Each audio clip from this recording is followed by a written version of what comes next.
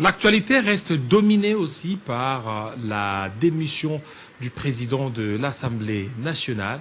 Nous allons essayer d'analyser ces thématiques avec Samuel Balmouchoun. Bienvenue. Merci Jean-David Kilolo pour l'invitation. J'en profite pour vous souhaiter bon retour au pays. Merci. Je vais bien. Merci beaucoup. Alors, le président de l'Assemblée nationale a démissionné. Il se pose maintenant un problème de la succession. Qui pour remplacer Vital Kamerhe? Est-ce faudra-t-il un autre ressortissant du Sud Kivu ou du Nord Kivu ou un Katangais? Et vous, en tant qu'analyste, quelle lecture faites-vous de sa succession? Merci pour cette question. La problématique relative à la succession de l'honorable Vital Kamerhe au perchoir de l'Assemblée nationale est une question épineuse que les députés nationaux, à mon avis, devront aborder avec beaucoup de sagesse et de rigueur pour ne plus revivre la même scène. Voyez-vous, étant donné que notre pays actuellement traverse une situation de crise multidimensionnelle. Voyez-vous, même le chef de l'État l'avait évoqué aux États-Unis d'Amérique. Voyez-vous, et dans cette perspective, à mon avis, les députés nationaux devront faire preuve de célérité dans l'organisation du scrutin pour élire les prochains présidents de l'Assemblée nationale, voyez-vous, puisque, à ma connaissance, la session budgétaire n'est dure que ça 20 jours, voyez-vous. Mais hormis la promptitude dans l'organisation du scrutin, puisque le temps n'est pas leur allié dans cette démarche, les profils... Ils ont perdu pratiquement 15 jours, hein? 15 jours perdus. Voilà. Les profils d'un choix pertinent et idéal du successeur de Vital Kamerhe s'impose. Voyez-vous, afin d'éviter la répétition de ces dysfonctionnements qu'ils ont eux-mêmes reprochés à l'honorable Vital Kamerhe. Parce que vous savez, les mêmes causes produisent les mêmes effets. Alors, pour ne plus revivre la même situation au sein de la Chambre basse du Parlement, les députés nationaux devront tenir compte d'un critérium rigoureux, voyez-vous, pour ne plus revivre la même situation. En parlant de ces profils, parce que je ne voudrais pas ici, mon aîné Jean-David, parler des individus. Mais en tant que chercheur et analyste, je voudrais parler des principes d'un profil pertinent qui s'impose. C'est lui qui devra succéder à l'honorable Vital Kamerhe à la tête de l'Assemblée nationale, devra être un homme fédérateur. Pourquoi j'ai dit fédérateur? Pour favoriser la cohésion et la stabilité au sein de la Chambre basse du Parlement. Cette chambre qui comporte plusieurs tendances politiques. Hormis le fait d'être fédérateur, le prochain président de l'Assemblée nationale devra être un homme ayant la compétence managériale et politique pour ne plus revivre ce que les députés ont qualifié d'opacité dans la gestion des finances. Et pour finir, toujours en ce qui concerne le principe de critères, je parlerai aussi d'un critère très important qui est celui, au fait, d'un homme. Je parlais de la compétence managériale, je parlais d'un homme fédérateur, mais aussi un critère très important, l'intégrité. Un homme intègre avec une probité morale irréprochable. Pourquoi? Pour favoriser la confiance qui est brisée entre les députés nationaux et les bureaux. Parce qu'un leader, pour mieux gérer, il faut que la confiance règne entre vous qui êtes leader et ceux que vous dirigez. Voyez-vous?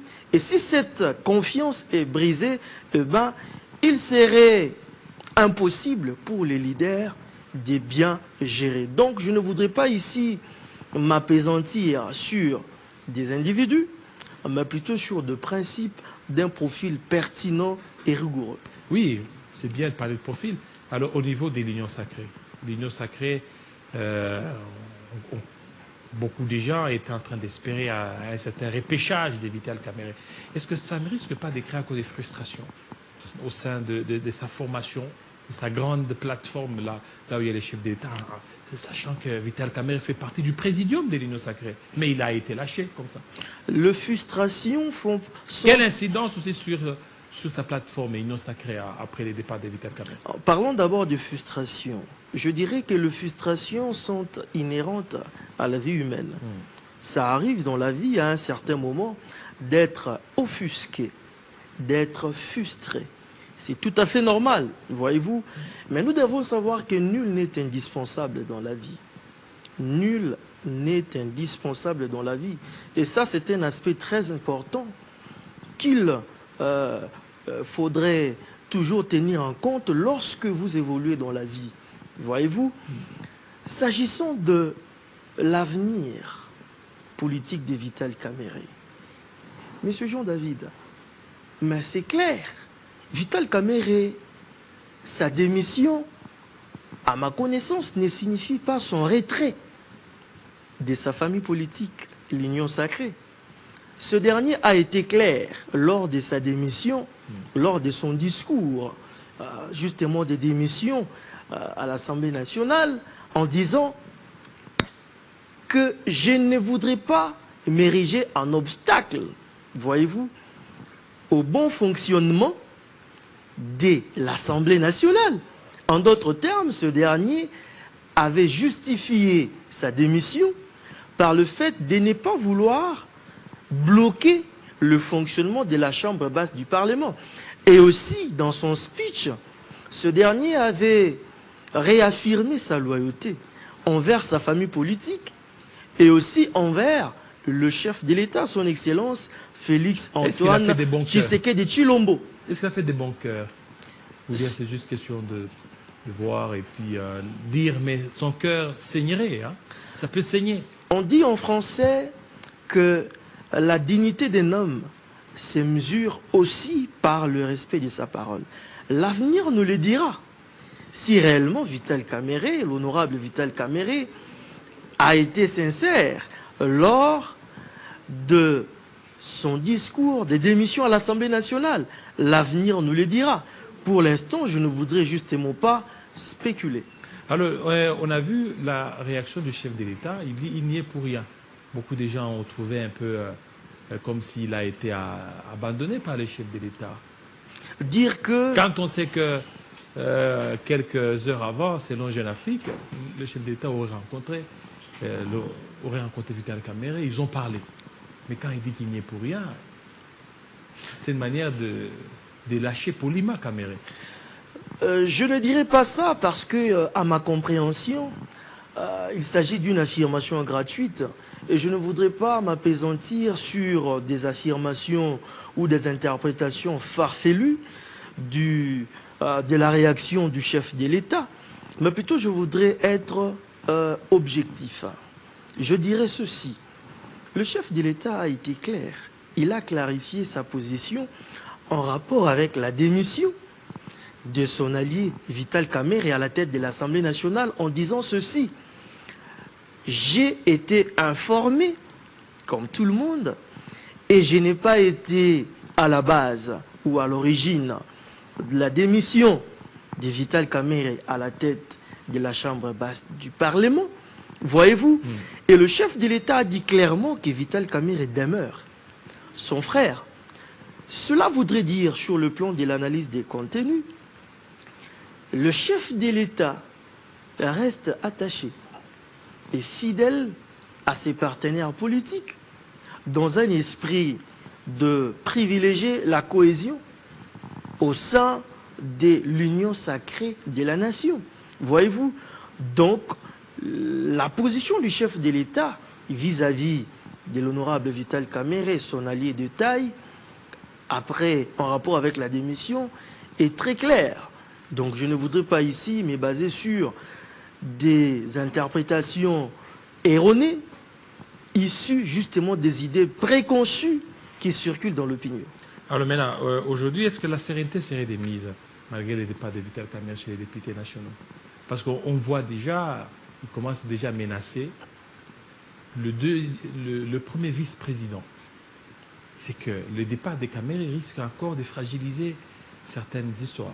Ça, c'est une affirmation gratuite. J'étais en train de dire, cher Jean-David Kilolo, nul n'est indispensable dans la vie. Nul n'est indispensable dans la vie. Avant Vital Kamerhe, il y a eu un président à la tête de l'Assemblée nationale.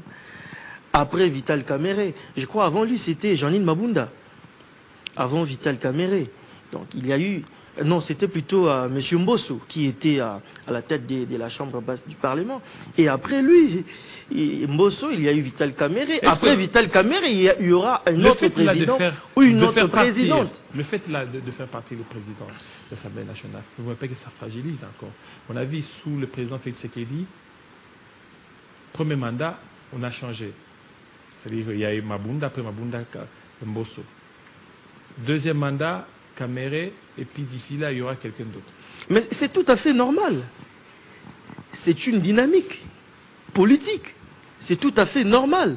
Et nul n'est indispensable dans la vie. Vital Kamerhe a été directeur du cabinet du chef de l'État. Après cela, il a été ministre du budget. Et après... Ministre de l'économie. Ministre, excusez-moi pour ces lapsus, ministre de l'économie. Et après cela, président de l'Assemblée nationale. Et peut-être demain, il jouera un autre rôle. Donc je ne voudrais pas ici, mais focaliser sur des idées préconçues qui se Est-ce que vous ne voyez pas que Vital Kamerhe aujourd'hui, s'il a été président de l'Assemblée nationale, il n'a même pas été bien soutenu.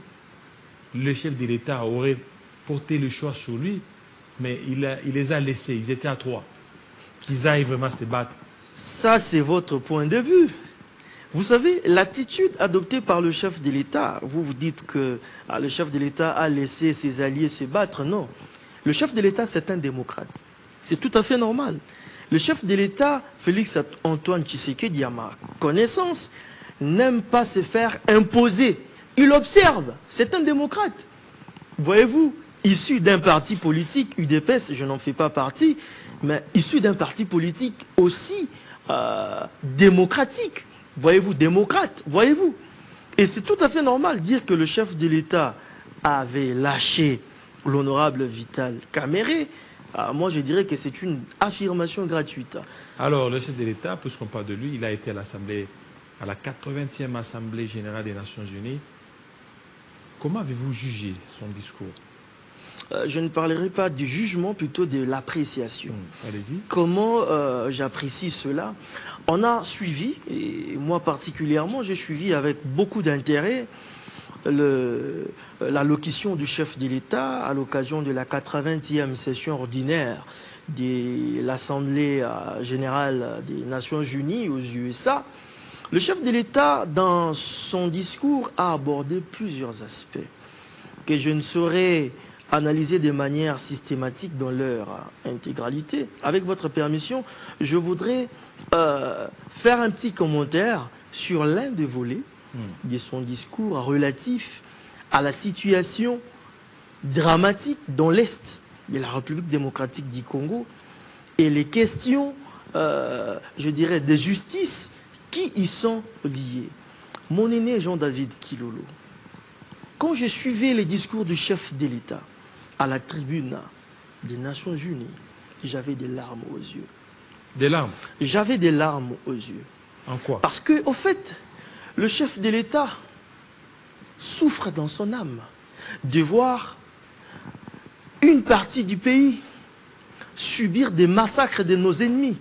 Le chef de l'État, je vais argumenter là-dessus, le chef de l'État a rappelé l'Assemblée générale de veiller au strict respect de la mise en application de l'accord signé entre le Rwanda et la République démocratique du Congo au mois de juin. Et aussi le chef de l'État a évoqué la signature de la déclaration de principes signée à Doha entre le gouvernement congolais et la délégation de l'AFC M23 à Doha.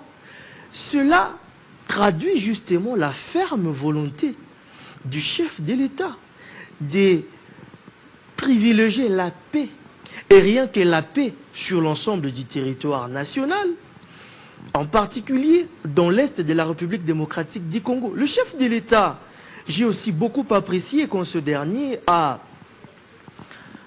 demandé à l'Assemblée générale des Nations unies de considérer les atrocités dans l'Est de la République démocratique du Congo comme un génocide. Il s'agit, mon aîné Jean-David Kilolo, d'un génocide qui doit être reconnu par la communauté internationale. C'est, je dirais, ces massacres, ces atrocités qui se passent dans l'Est de la République démocratique du Congo plongent le pays dans une, ce que je qualifierais, dans une spirale des conséquences désastreuses et dramatiques. 10 millions de morts depuis 3 décennies.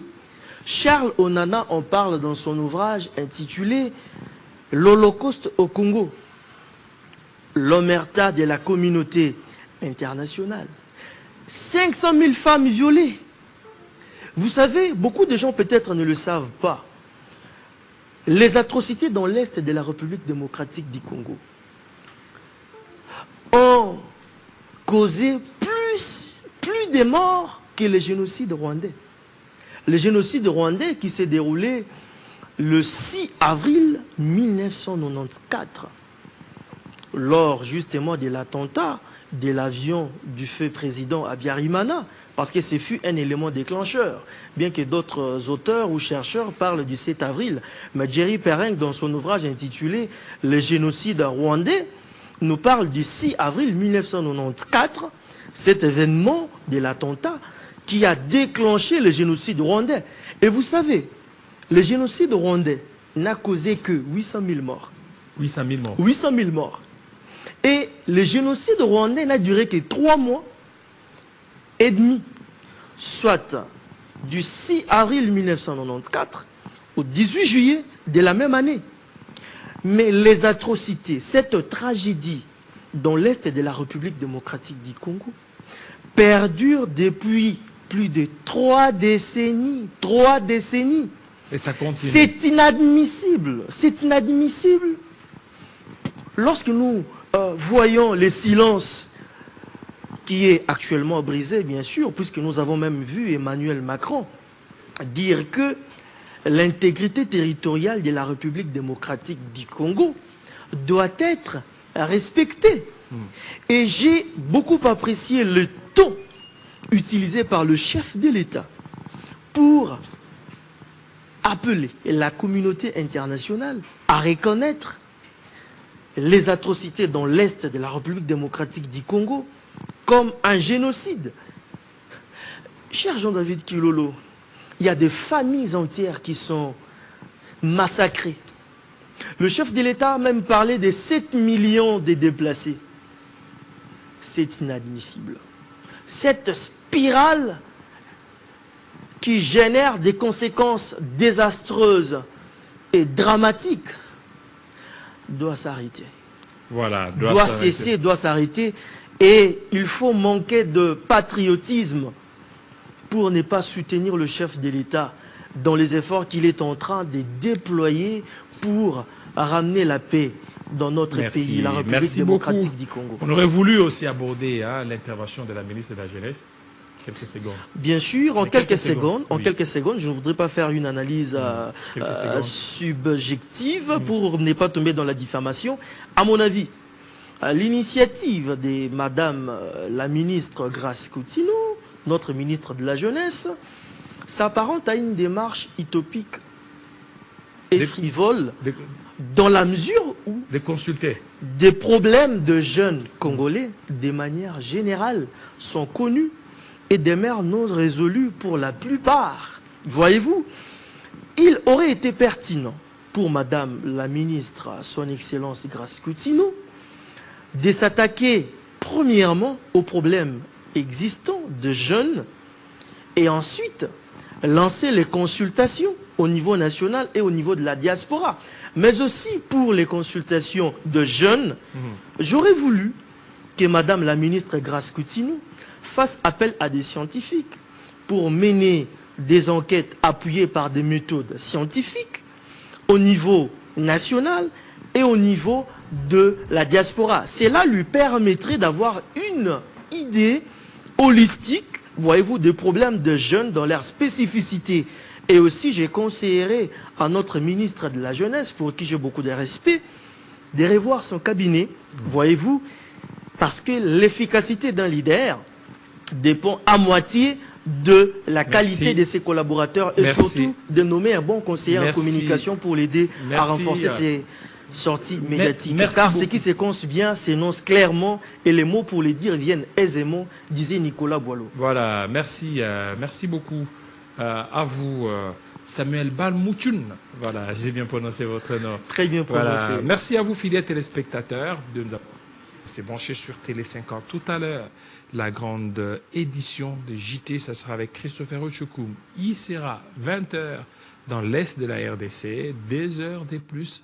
Il sera 21h cette fois-là en Russie, à Kalouga. 19h ici à Kinshasa. Portez-vous très bien. À très bientôt.